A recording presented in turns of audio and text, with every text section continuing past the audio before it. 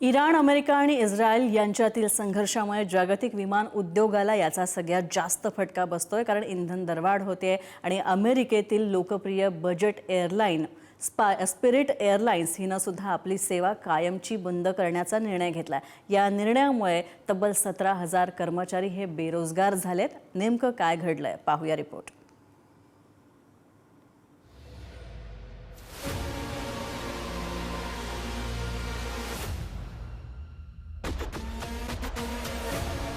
जागतिक युद्धाचा फटका आता विमान प्रवासावरही स्पष्टपणे दिसू लागला आहे।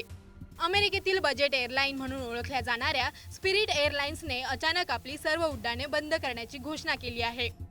यामुळे हजारो प्रवासी विमानतळावर अडकून पडले आहेत।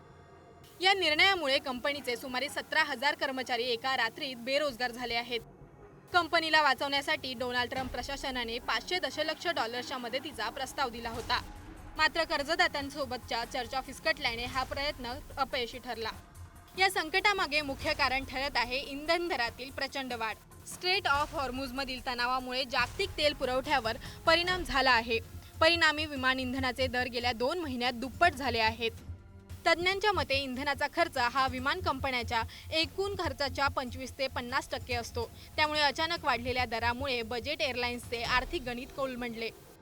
आता फ्रंटियर एअरलाइन्स आणि जेट ब्लू एअरलाइन्स सारख्या इतर स्वस्त विमान कंपन्यांसमोरही मोठं संकट उभं ठाकलं आहे।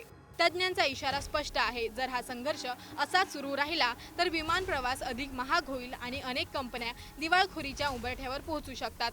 म्हणजेच युद्धाचा परिणाम आता केवळ रणांगणापुरता मर्यादित राहिलेला नाही, तर तो जागतिक अर्थव्यवस्था आणि सामान्य नागरिकांपर्यंत पोहोचला आहे। ब्युरो रिपोर्ट, पुढारी न्यूज।